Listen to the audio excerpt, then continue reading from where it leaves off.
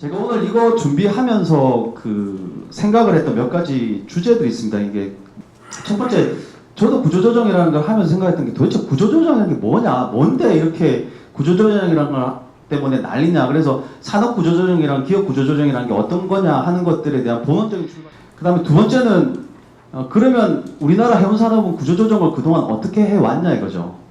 세 번째는 조금 다른 의미이긴 한데, 다른 산업이나 다른 기업들 구조조정에서 우리가 이제 벤치마킹해서 적용해 볼 수 있는 것들은 그럼 도대체 뭐가 있냐, 좀 이렇게 제가 정리를 좀 해봤습니다. 저도 마찬가지로 요거는 제 개인적인 의견입니다. 저희 은행의 의견과는 전혀 상관이 없고요. 특정한 산업이 있으면 그 안에 소속되어 있는 여러 가지의 플레이어들 내지는 그 산업들을 어떤 방향성으로 갈 거냐 하는 것들이 결국은 산업의 구조조정이라는 생각이 들더라고요. 밑에 보면 수급 부분들 그리고 기업 구성들을 어떻게 효율하고 최적화할 거냐, 이게 결국은 이제 구조조정이라는 거죠. 자, 두 번째가 이제 해운산업 구조조정 역사 부분입니다. 84년, 97년, 2008년, 그 다음에 저희가 가장 최근에 2015년, 16년 이 턴들을 보면 한 8년에서 10년 단위로 지금 계속 구조조정하고 있어요. 해운산업이. 근데 이렇게 계속 해왔는데도요, 구조조정의 껍데기를 딱 벗겨보면 80년대, 이 84년도에 했던 것부터 해서 지금까지 했던 것 중에 달라진 게 별로 없어요.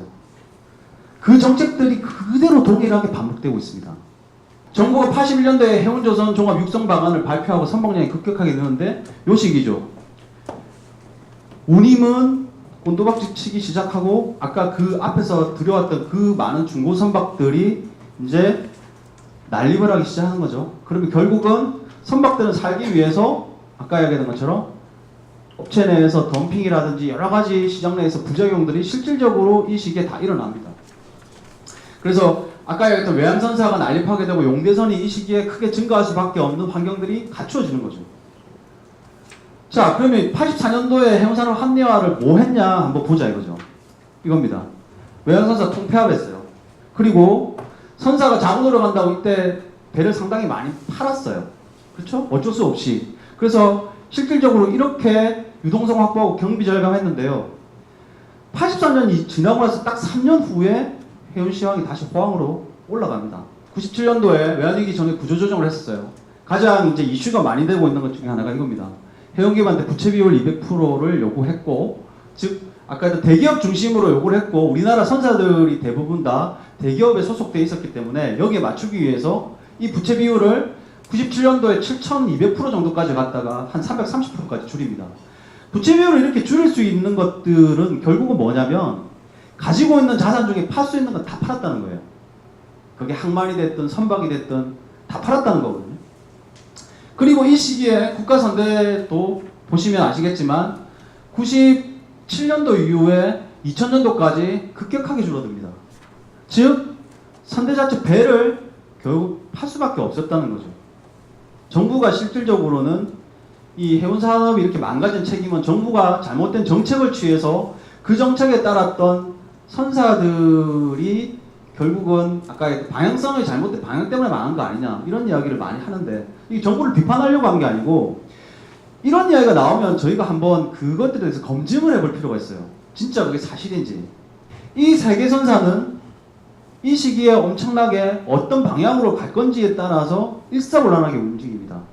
즉 M&A를 통해서 시장 내에서의 마켓 쉐어를 늘려가고, 내가 부족했던 항로들, 즉 아까 유럽 선사들이 그동안 계속 힘들어했던 게 북미 항로 쪽이었거든요. 그러니까 북미 항로 쪽을 어떻게 하면 강할 거냐를 위해서 굉장히 많은 M&A나 여러 가지를 통해 가지고 시장 점유율을 올립니다. 반면에 국내 선사들 같은 경우는 아까 얘기했던 부채 비율 200%라는 데 걸려가지고 실제로 거의 발주를 못하고 용선을 늘려요. 그래서 저희들이 지금 이야기하고 있는 게 이거죠. 높은 고가의 용선료 때문에 결국 한진해운, 현대선선 내지는 국제선사들 다 힘들게 됐다, 이런 이야기를 합니다. 머스크 같은 경우 용선 비율하고 사선 비율이 아주 절묘하게 한 4대 6선을 계속 반복해서 갑니다. 하지만 한진해운 같은 경우에는 거의 2대 8까지 벌어져요, 이게. 그리고 2011년, 12년 이후에 오면서 이것들이 아까 했던 머스크와 비슷한 패턴으로 갑니다. 결국은 한 요 10년에 해당되는 요 시기에서 결국은 선사들 간의 경쟁력이 아까 어떤 마켓시어뿐만 아니라 확 벌어질 수밖에 없었다는 거죠. 자, 이제 금융위기 쪽으로 한번 와볼게요. 금융위기가 일어나는 전후에 5년간을 이렇게 쭉 그래프를 그려보니까요.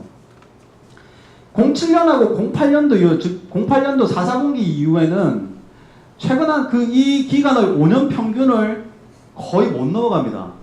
운임이 뒷받침 안 되고 수익성을 낼 수가 없는 상황이었다는 거죠. 그리고 선사들이 이 앞에서 이제 돈 벌기 시작하고 운임들이 올라가니까 엄청나게 선박 확대하고 용대산하고 하면서 또 여기에서 공급과잉들이 벌어지기 시작하는 거죠. 아까 말씀드린 것처럼 이제 그 상황에서 운임금 나가니까 다시 국제선사들이 어려움을 겪을 수밖에 없었던 거고요. 84년도, 그 다음에 87년도, 그 다음에 2008년도 이때 달라진 것 중에 하나는 이겁니다. 과거에 구조조정을 한 2번 해봤는데 실제 해운업 특성을 무시하고 구조조정하니까 안 되겠더라. 그래서 해운업 특성을 좀 고려해야 되겠다. 그래서 아까 이야기했던 것처럼 과거에 정부가 앞장서서 다 하던 것들을 조금 바꿔보자. 즉 주도권을 채권단 주도로 민간을 중심으로 한번 해봐라 하는 것들이 이 시기에 들어오고요. 두 번째가 이제 과거에는 뭐 계획전환이라든가 정부가 어떤 가이드라인을 주고 하려고 했던 것들을 앞에서도 이야기했지만 민간이나 시장에서 투자라든지 펀드라든지 아까 했던 캐피탈 마켓 자체에서 이것들을 소화하는 방향으로 바꿔봐라 하는 것들이 이 시기에 등장을 합니다. 그리고 세제라든지 이런 것들에 대한 이야기를 쭉 해요. 실질적으로 그 산업 구조조정에서 그 굉장히 저희가 벤치마킹하거나 잘 됐다고 성공 사례라고 이야기하는 것들이 대표적으로 이제 2개 가지고 있는데 하나가 GM입니다. GM에서 구조조정했던 가장 큰 틀은 한 3가지 정도가 있습니다. 하나가 뭐냐면 GM이라는 회사를 요즘에 이제 저희 한국에서도 그 부분들 많이 하고 있는데요. 올드 GM과 뉴 GM으로 나눕니다. 즉 부실 채권을 가진 애들 몽땅 다 올드 GM으로 넣고요. 실질적으로 경쟁력을 가지거나 잠재력이 있는 것들은 다 뉴 GM으로 몰아넣습니다. 근데 재미난 거는 저희가 간과하지 말아야 될 게 있어요. 그 아이디어를 낸 사람이 누구냐는 거죠. 실제로 여기 보시면 이때 금융 컨설턴트 그동안 예를 들면 GM이라는 회사를 계속 컨설팅했다는 그 아서 헬런가 하는 그 컨설턴트가 이 아이디어를 냅니다. 그 시사점에 잠깐 말씀드리면 아까 했던 구조조정은 기업 구조조정하고 떨어뜨릴 수 없다. 두 번째는 10년 단위로 계속 구조조정을 반복해왔고 실질적으로 해외 구조조정 사례에서 보면 자동차, 항공기산업, 정부주도 이런 방향성을 제시했다라고 이제 정리를 했는데 실제 제가 여러분하고 이야기하고 싶었던 건 이거였어요. 이게 제가 사실 이야기하고 싶었던 겁니다. 여기 정부에서 와 계시지만 우리나라의 진짜 구조조정에 대한 매뉴얼, 그러니까 정권이 바뀌어도 사람이 바뀌어도 아까 했던 뭐 순환보직을 하고 뭘 한다고 하지만 저는 매뉴얼이 있으면 순환보직은 문제가 된다고 생각하지 않습니다. 중요한 건 그 방향성과 매뉴얼이 없기 때문에 문제가 된다고 생각을 하고요. 두 번째는 실질적으로 이거 한번 보시죠. 한국의 산업 환경에서 그 사전적 구조조정이 과연 가능한가 하는 거예요. 앞에서 제가 말씀드렸지만 사전적 구조조정들은 기업들 스스로 하는 거예요. 근데 우리나라는 기업들이 뭔가 손을 댈 수 없을 때 대부분 다 구조조정으로 넘어옵니다. 그래서 이 사전적 구조조정이라는 게 사실은 굉장히 어렵고요. 두 번째는 제가 좀 사례를 찾아보니까 해외에서도 사전적 구조조정이 거의 별로 많지 않아요. 우리가 알다시피 거기도 마찬가지로 다 사후적 구조조정을 합니다. 아까 GM 사례, 자야 사례 대부분 다 사후적 구조조정을 해요. 즉 사전적 구조조정을 하기에는 한국뿐만 아니라 모든 국가들이 다 굉장히 어렵다는 거예요. 이런 형태로 가기에는. 그 다음에 세 번째는 이겁니다. 제가 아까 말씀드렸지만 국내에서 그래도 구조조정 잘 됐다고 이야기하는 것들이 이거거든요. LG카드, 하이닉스.